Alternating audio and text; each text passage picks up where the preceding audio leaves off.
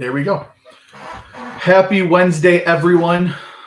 It is Wednesday, and I'm Duane Whitmer. And here we are for another weekly Whitmer Wednesday.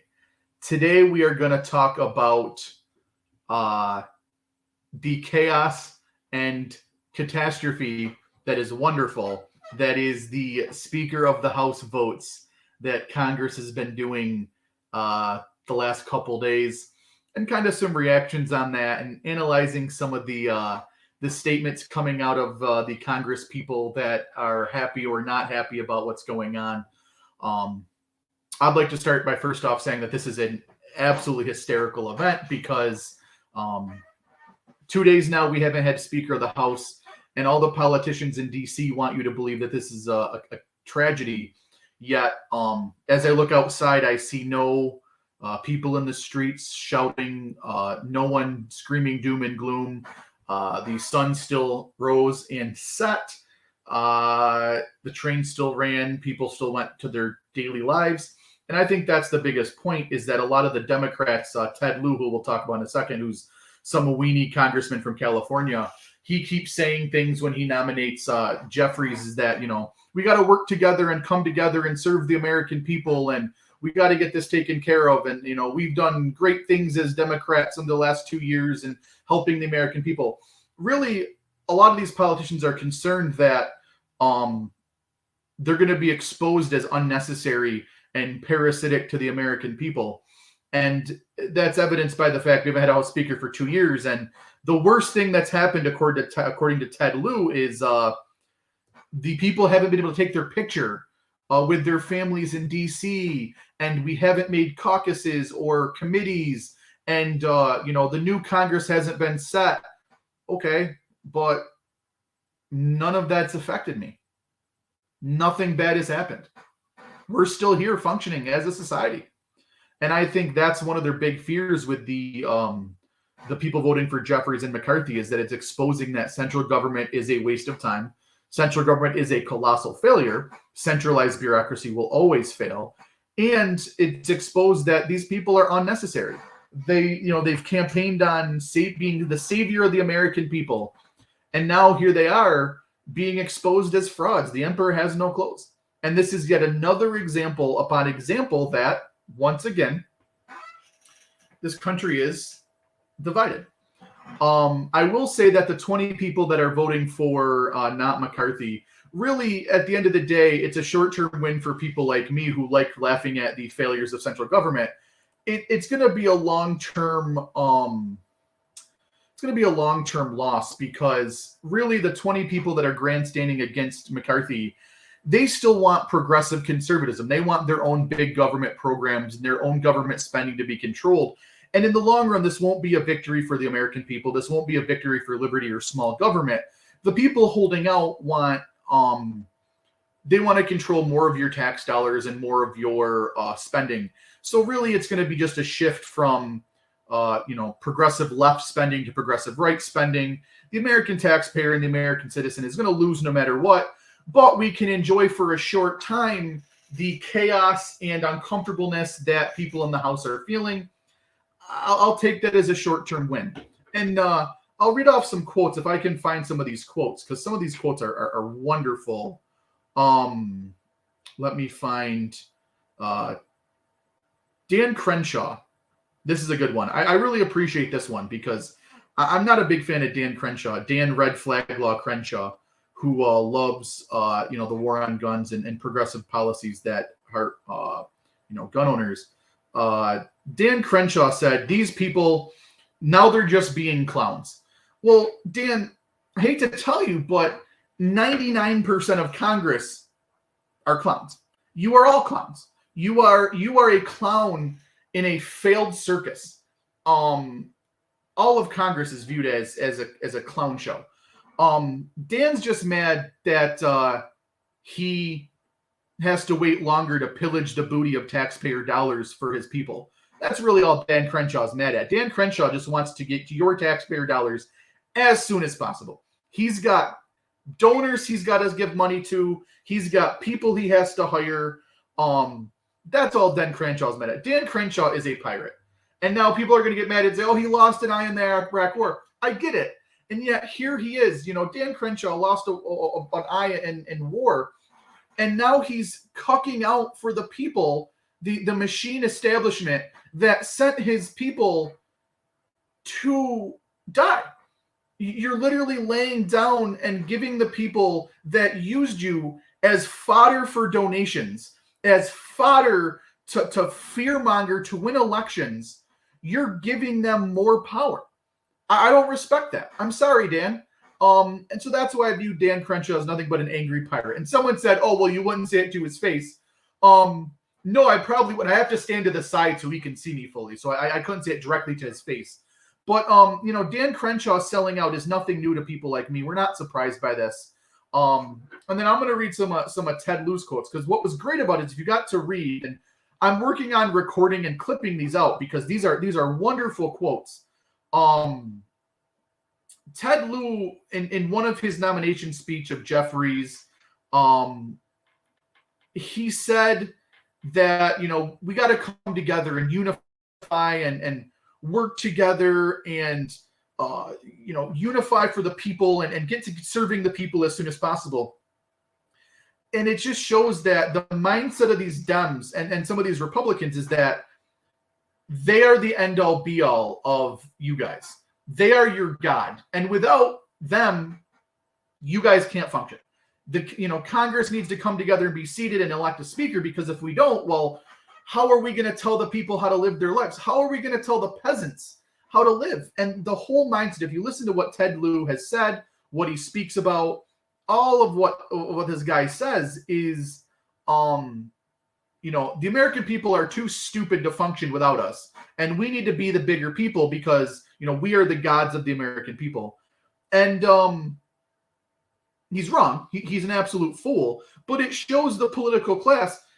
In my opinion, all of what Ted is saying is an example of why central government has failed. It is, he wants all power centralized to the House, into a central bureaucracy led by people like him. And they'll decide what you peasants can do, what the pissons can do, what the little people can do, what the common folk can do. And if we don't come together to essentially suppress the working families and the working class, well, they may realize that we are a joke and a sham and actually empower themselves to do more. It's eerily similar to, if you watch the movie A Bug's Life, Ted Lieu is a grasshopper. We're the ants. The grasshoppers terrorize the ants and make them think they're subservient to the grasshoppers. The ants realize there's more of us than there are them, and these guys are just fools. And in the end, the ants rise up and realize that the grasshoppers are useless. It's the same thing that we're realizing. I'm trying to find, there's a good Lieu quote. I can't find it right now, but I'll clip out some of his speeches when he's nominating Jeffries. It's all the same thing. It's, we need to elect someone because look at all we've done for the American people. We passed all these bills that gave them money and the American Rescue Act and this and that, and we funded this and we paid for that, ignoring the fact that all that money comes from us. I mean, let's ignore that. He's not putting his own money, and it's coming from you and I. This whole thing is absolutely hysterical. I'm loving it. You guys should love it. We should all love it, because this is yet again another example of how the country's at a massive, massive division in this country where I don't think a central power can fix it and should fix it. And B, there are people that have had enough and they're putting their foot down and saying, we're done. No more. And I'm here for it. Like I said earlier, probably a short-term victory, because some of the people that are holding out, really all they want is more progressive government spending on the right side of things, which is going to lead to, larger government, more government jobs, higher taxes, more inflation. So long-term loss for the American, just like every election since maybe 1794. Another long-term loss for the American people that shows central government and central planning will fail and has failed. But, for the short term, we can enjoy these politicians looking foolish and being uncomfortable. Time and time again, they rely on government force and fear-mongering for you to elect them, for you to put them in office. And then they kind of do their dog and pony show where they pretend to not get along. Then they take your tax dollars and get wealthy. Will you struggle to pay $6 for a dozen of eggs? and they don't really care about you. So I'm loving this, and I think you guys should too, because it proves that the House of Republicans is a circus, and it's a clown show, and maybe we should put some tigers in there or something. We should call Siegfried and Roy and get their tiger to go to the House and deal with those clowns. That is not a threat, by the way, so don't get too mad at that. Although I wouldn't be mad if they did send a tiger or a lion. We should send Siegfried and Roy's lion to the House and have it deal with the clowns there. We should enjoy this. This is a short-term victory for the American people, exposing that the House of Representatives is a colossal failure and that they're unnecessary. Like I said earlier, as I look outside, we have no Speaker of the House yet. There's no rioting in the streets. There's no chaos. There's no blood-curdling screams from people who can't function without a Speaker of the House. Sunrise, sunset, everything went on just as is. And this drives the progressives on the right and the left side of the aisle absolutely insane. They are very uncomfortable. They are very unhappy. And this is a wonderful time for anyone who doesn't believe that the large government, a large progressive government, is the answer to our problems. We're witnessing firsthand something that hasn't been done in 100 years, multiple vote on Speaker of the House. And to be honest with you, I don't see it getting better anytime soon because to get into the weeds, McCarthy's only hope is to lower the vote totals needed. But since it's so close, he can't do that because if his supporters walk out, he doesn't win. So he's stuck. They need Jeffries to tell his supporters to not vote to lower the threshold. And according to AOC, the Dems aren't going to do that. And the reason why the Dems aren't going to do that is they're all politicking for 2024. The only reason why the Democrats are united is because 2024 presidential race is going to be open season. Joe Biden is a geriatric boomer who should have been put in a home a long time ago. Why he's running this country blows my mind. Let's be honest. And that might offend people. I don't care. We have a man who's, if he was in the real world, would have been put in a home by now. He's running our country. Not great. So 2024 is going to be a free-for-all on the Democratic side. So they're all united because they're all vying for hoping for that top spot. That's why they're united, because they view 2024 presidential campaign as a way to get what they want. It's all politics. That's the only reason why they're united. If it was the other way around, they would be doing the same thing, which would be great. Win-win.